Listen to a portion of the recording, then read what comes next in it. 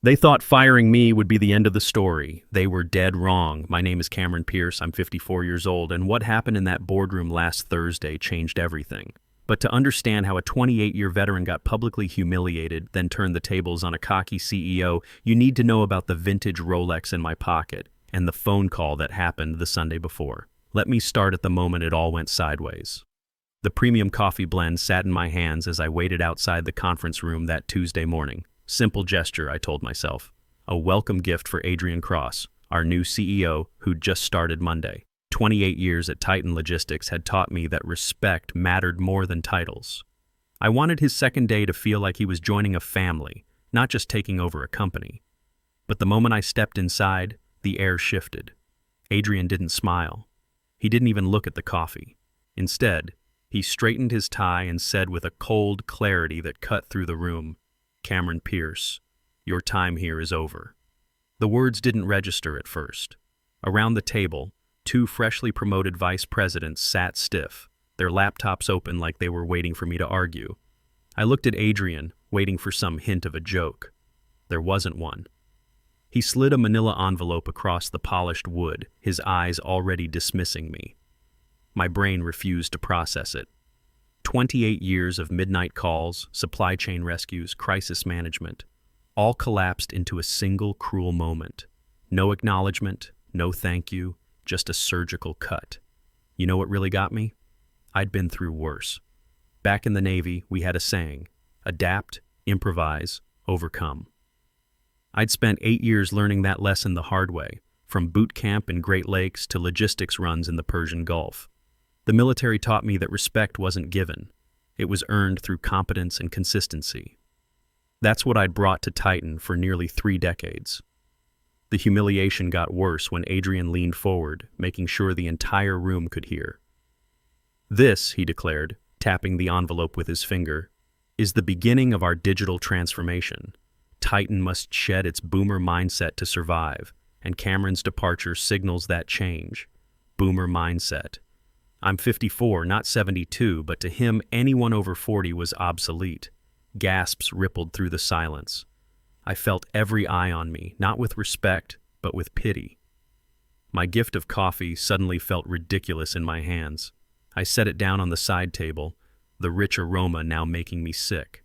I reached for the envelope. My fingers brushed against something in my jacket pocket, the vintage Rolex that Theodore Caldwell had given me just 2 days earlier. The weight of it reminded me of what Adrian didn't know, what nobody in that room knew.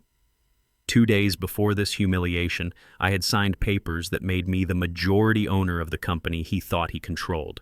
See, here's what Adrian didn't understand about experience. I didn't start at Titan as some executive hire. I started in the warehouse in 1996, fresh out of the Navy, 24 years old with a new wife and a baby on the way. Linda was pregnant with Jason, and we needed steady work with benefits. The military had given me discipline and logistics training, but civilian life was different. Those early years were rough. I worked swing shifts, loading dock doors when drivers called in sick, learning every piece of equipment in that warehouse. I missed dinners, missed bedtime stories, missed weekend barbecues. But I was building something. Not just a career, but expertise that couldn't be downloaded or automated.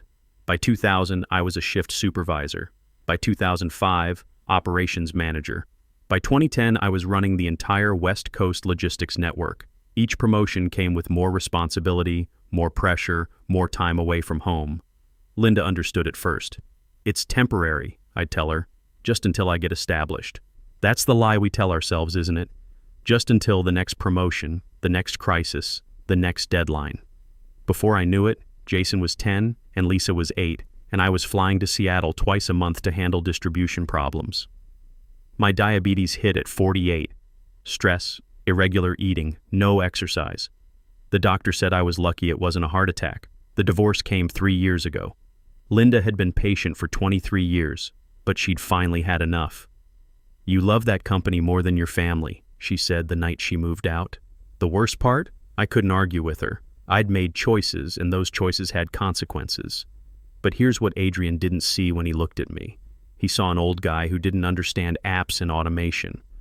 I saw 28 years of relationships, crisis management, and institutional knowledge that kept Titan running when everything else failed. Like the 2019 dock strike in Seattle, while other companies hemorrhaged money, I used personal relationships built over decades to negotiate alternative routing. Saved us $3.2 million in 1 month, or the 2020 pandemic chaos. When supply chains collapsed worldwide, I didn't panic. I adapted, drew on military logistics training, leveraged partnerships I'd cultivated for years, found creative solutions that kept our clients' businesses alive. Adrian probably saw that as luck. I saw it as preparation meeting opportunity. The funny thing about getting older in corporate America, they want your results, but not your methods. They want efficiency, but not experience. They want innovation, but not wisdom. Adrian represented everything wrong with modern business. The belief that disruption for its own sake equals progress. As I stood there holding that envelope, Theodore's watch heavy in my pocket, I remembered something my old Navy commander used to say. The best battle is the one you win without fighting. Adrian thought he'd fired me. He had no idea he'd just declared war on someone who actually owned the battlefield. I straightened up, looked him in the eye, and said, "Quietly, I'll be in touch." Then I walked out, leaving the coffee on the table like a small surrender flag. But surrender was the last thing on my mind. What Adrian couldn't know was that in my pocket sat the proof that everything he thought he controlled actually belonged to me. And in 48 hours, I'd be sitting in that same boardroom, but this time in a very different chair. The long game was about to begin. Let me back up to that Sunday evening, 2 days before Adrian decided to end my career. I was sitting in my apartment. Yeah, apartment, not house. The divorce settlement meant Linda got the house in Beaverton, and I got a decent place downtown. Fair enough, considering how much I'd been absent over the years. I was trying to read a book about supply chain management, ironically enough, when my phone rang around 8 p.m. The name on the screen made me sit up straight. Theodore Caldwell. Theodore wasn't just the founder of Titan Logistics. To guys like me who'd been there since the Clinton administration, he was the company's soul. He'd started Titan in 1979 with a single truck and a dream of connecting small businesses to global markets. By the time I joined in '96, he was already a legend, the kind of boss who knew every employee's name and remembered their kids' birthdays. He'd stepped back from daily operations in 2018, exhausted from fighting with investors who cared more about quarterly earnings than long-term stability. But Theodore still owned 47% of the company, and his voice still carried weight in every major decision. When Theodore Caldwell called, "You answered. Period. Cameron."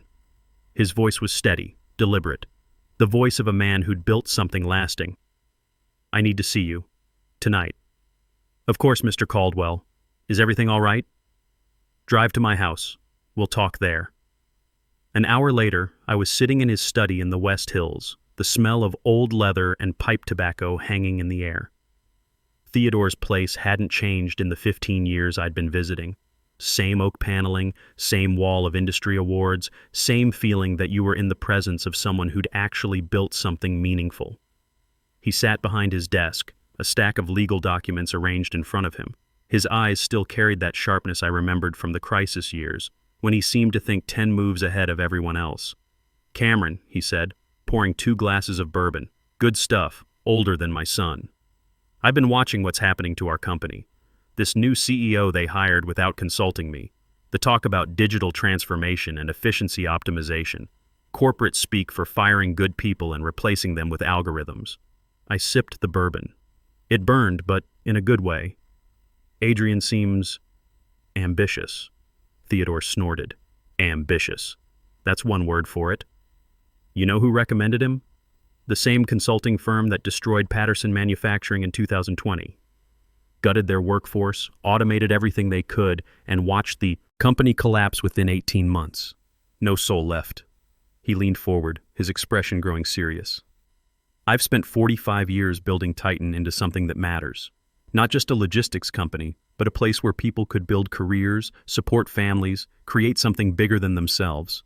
I won't let some MBA punk with no real-world experience destroy that." That's when he pushed the papers toward me. "I've decided it's time to hand this company's future to someone who's earned it." I blinked, not sure I'd heard correctly. "Theodore, what are you saying?" I'm transferring my remaining shares, all 47%, to you." The words hit me like a physical blow. I'd spent my entire adult life working for other people, following orders, implementing other people's visions. The idea of owning nearly half of a company worth $180 million was beyond my comprehension. I can't afford that. Even if you wanted to sell. Who said anything about selling? Theodore smiled for the first time that evening. This is a gift, Cameron. A transfer of responsibility. You've earned this through blood, sweat, and sacrifice. More than that, you understand what Titan really is. He reached into his desk drawer and pulled out his vintage Rolex, the same one I'd seen him wear for decades. He held it carefully, almost ceremonially, before placing it in my hand. "This was mine when I signed Titan's founding documents in 1979, he said. "It's more than a watch. It's a symbol of responsibility, of continuity. If you sign these papers, you're not just an employee anymore. You're the guardian of everything this company stands for." I stared at the watch, its weight heavy in my palm. The Rolex Submariner, probably worth $15,000, but the real value was in what it represented. Trust, legacy, the weight of 20,400 employees' livelihoods. "Why me?" I asked quietly. Theodore's expression grew thoughtful. "You know, in 1979, when I started this company, I had a choice. I could focus on short-term profits, squeeze every penny, treat employees like replaceable parts. Or I could build something sustainable, something that would last. I chose the harder path." He gestured toward the awards on his wall. "Those don't represent profits, Cameron. They represent relationships, community impact.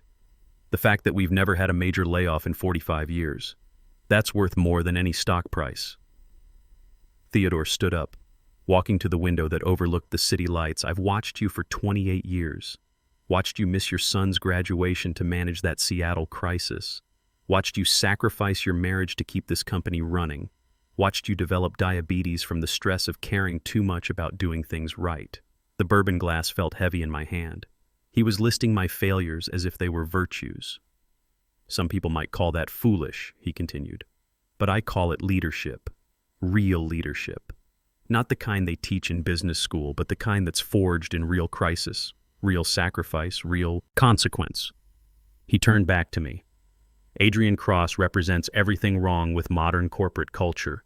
Optimize, automate, eliminate human elements. Maximize shareholder value at any cost. He'll turn Titan into another soulless logistics algorithm within 2 years." Theodore returned to his desk, picking up an elegant fountain pen. "But here's what he doesn't understand. This company's real value isn't in our technology or our routes or our efficiency metrics. It's in the institutional knowledge carried by people like you, the relationships you've built, the trust you've earned, the judgment that comes from actually living through crisis." I thought about my kids, Jason, 26 now, working in Seattle as a software engineer. Lisa, 24, finishing her master's degree in environmental science. They'd grown up seeing me stressed, absent, always rushing off to handle some emergency. They loved me, but they didn't respect what I did.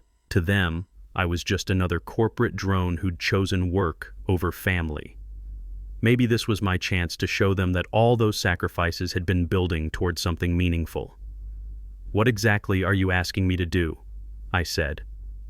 Theodore smiled, and for the first time that evening, he looked like the man who'd built a company from nothing. "I'm asking you to save Titan from people who want to turn it into something it was never meant to be, and I'm giving you the power to do it." I picked up the pen.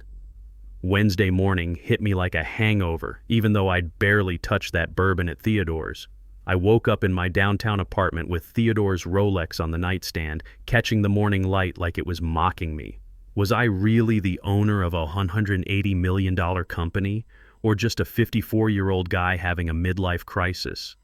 I should have felt victorious. Instead, I felt hollow. That's the thing about getting what you want. Sometimes it comes too late to fix what you've already lost. My phone had been buzzing since 6 a.m. Text from Jason in Seattle. "Dad, heard about Titan. You okay?" Another from Lisa. "Call me when you're ready to talk." Even one from Linda. "Sorry about the job. Let me know if you need anything. The fact that my ex-wife felt sorry for me stung more than Adrian's dismissal. I'd spent 28 years building a reputation, and in one morning it felt like I was just another corporate casualty. I drove to Titan anyway. Force of habit, maybe. Or maybe I needed to see what was happening to the place I'd given my life to build. The parking lot felt different. Conversations stopped when people saw me walking toward the building. Some nodded with sympathy, others looked away awkwardly. Word travels fast in a company of 20,400 people, especially when it's bad news. Daniel Rodriguez caught up with me near the loading dock. Daniel had been my right-hand guy for 12 years, a solid manager who understood that logistics was about people, not just data. "Cameron, man, this is garbage," he said, his voice tight with anger. "Adrian's calling. An all-hands meeting at 10. Word is he's planning major restructuring." "How major?" Daniel's expression darkened. "Rumor mill says 400 jobs, mostly warehouse and operations. He wants to automate everything, outsource the rest to some AI platform his buddy from business school is selling. 400 jobs. I thought about the guys in the warehouse, some of them working there since I was a supervisor. Mike Kowalski, 58, with twin daughters in college. Sarah Collins, single mom with a special needs kid who needed the health insurance. These weren't numbers on Adrian's spreadsheet. They were people I'd worked alongside for decades. "There's more," Daniel continued. "Tommy Walsh from Analytics. He recorded yesterday's senior staff meeting. Adrian was pretty clear about his opinion of you." He handed me his phone. I pressed play, and Adrian's voice filled the loading dock, dripping with arrogance. "Look, let's be honest here. Cameron Pierce represents everything wrong with old-school logistics. The guy still uses Excel spreadsheets when we should be using machine learning algorithms. He thinks relationships matter more than metrics. That boomer mindset is exactly what's killing our efficiency." I could hear nervous laughter from the senior staff. The truth is, guys like Cameron had their time. But this is 2024, not 1996. We're going to show the board what real leadership looks like. Lean, fast, data-driven. No more dead weight. Dead weight. 28 years of crisis management, relationship building, and institutional knowledge reduced to dead weight by a 34-year-old who'd never actually managed a supply chain crisis in his life. I handed the phone back to Daniel. "Make sure everyone knows that recording exists." "Already done. It's spreading through the company like wildfire. People are pissed, Cameron." That afternoon, I did something I hadn't done in years. I went to my son's apartment. Jason lived in a trendy Seattle neighborhood, working for a tech startup that developed supply chain optimization software. The irony wasn't lost on me. "Dad?" He opened the door looking surprised. We hadn't spoken face-to-face in 6 months, just the occasional text or brief phone call. "I was in the neighborhood." I lied. Seattle was 3 hours from Portland, and we both knew it. His apartment was everything mine wasn't. Modern, clean, filled with the kind of tech gadgets that Adrian probably thought were the future of business. Jason poured me coffee, and we sat awkwardly on his minimalist couch. "So, you got fired," he said finally. "Yeah. Seems like it. You okay with that?" I thought about it. "You know, when you were graduating college, I was in Sacramento dealing with a driver's strike. Missed the whole ceremony because I thought the company couldn't survive without me handling every crisis personally." Jason nodded. "I remember. I told myself it was temporary. That once I got established, once I proved myself, I'd have more time for family stuff. Kept telling myself that for 28 years. Dad, let me finish." I set down the coffee. "I made choices. Chose work over family more times than I can count. Your mother was right to leave. You and Lisa were right to build lives that didn't revolve around my schedule." Jason looked uncomfortable. "You did what you thought was right. Did I? Or did I just do what was easy? Because here's the thing, working is easier than parenting. Solving logistics problems is easier than solving family problems. I hid behind being essential at work because I was afraid of failing at home." We sat in silence for a while. Outside, Seattle traffic hummed past his window. "So what now?" Jason asked. I thought about Theodore's Rolex, sitting in my jacket pocket, about the papers I'd signed Sunday night, about 400 people who might lose their jobs because some MBA thought algorithms were more valuable than experience. "Now I try to do something right," I said. I didn't tell him about the ownership transfer, not yet. Some things needed to be proven before they could be explained. Driving back to Portland that evening, I kept thinking about what Jason had asked. What now? For 28 years, I'd been following other people's orders, implementing other people's visions. Tomorrow, for the first time in my adult life, I'd be the one making decisions that mattered. The Thursday board meeting was set for 9 a.m. Adrian would walk in thinking he controlled the room, ready to get approval for his restructuring plan. He'd probably present some slick PowerPoint about efficiency gains and cost savings, reducing 400 human beings to line items on a budget. What he wouldn't expect was me walking through those boardroom doors with Theodore's watch on my wrist and 47% ownership in my back pocket. I'd spent my career being the guy who fixed other people's mistakes. Tomorrow, I'd find out if I could fix my own. The game was about to change, and Adrian Cross had no idea he was playing with someone who'd actually earned the right to be there. Thursday morning, 8:45 a.m. I stood outside the boardroom at Titan Logistics, wearing my best suit and Theodore's Rolex. Through the frosted glass doors, I could see the board members settling into their chairs around that long mahogany table. At the far end sat an empty chair with a placard, majority shareholder. Adrian Cross was already presenting, his voice carrying that confident tone of a man who thought he owned the room. I could make out his silhouette gesturing at projected slides, probably showing cost savings from his restructuring plan. My phone buzzed. Text from Daniel. Whole warehouse crew is watching the security feed. Whatever you're about to do, we're behind you. I took a deep breath and pushed open the doors. Every head turned as my shoes struck the marble floor. The room went silent. Adrian froze mid-sentence, his mouth actually hanging open for a second before he recovered. "What is he doing here?" Adrian demanded, looking at the board secretary. "Security should have been notified that Mr. Pierce is no longer an employee." I didn't rush. I walked with the steady pace of someone who belonged, though every person in that room looked confused as hell. In my hand, Theodore's Rolex caught the morning light streaming through those floor-to-ceiling windows. "Good morning, everyone," I said calmly, moving toward the empty chair at the far end. "Sorry I'm late." Adrian's face flushed red. "This is outrageous. Cameron was terminated. He has no standing here." That's when I placed the ownership transfer documents on the table and sat down in the majority shareholder chair. The leather creaked softly, but in that silent room, it sounded like a gavel. "Actually," I said, looking directly at Adrian, "I have 47% standing here." The board secretary, Patricia Johnson, was already on her phone, frantically checking the filings. Her face went pale as she read the screen. It's legitimate," she announced to the room. "As of Sunday evening, Cameron Pierce is the registered majority shareholder of Titan Logistics Corporation." You could have heard a pin drop. Directors started checking their own phones, tablets, anything to confirm what they were hearing. Adrian looked like someone had hit him with a truck. "This is impossible," he stammered. "The board wasn't notified."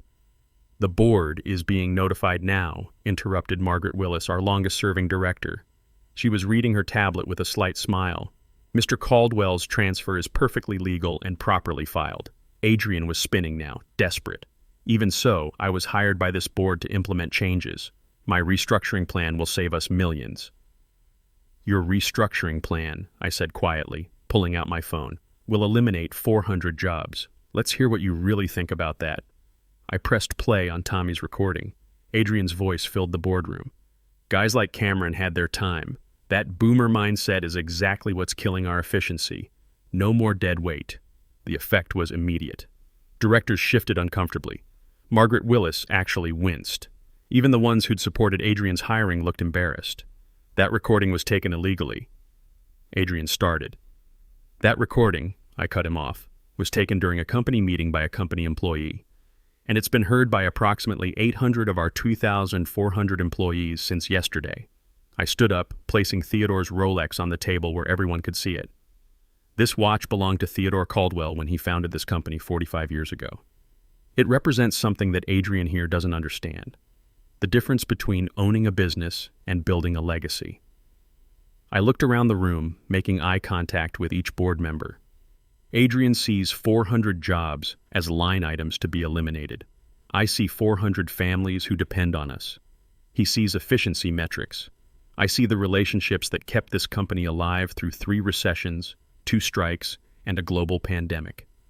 Adrian made one last desperate play. The investors expect modernization. We can't compete with outdated methods. Outdated methods? I laughed, but not in a nice way.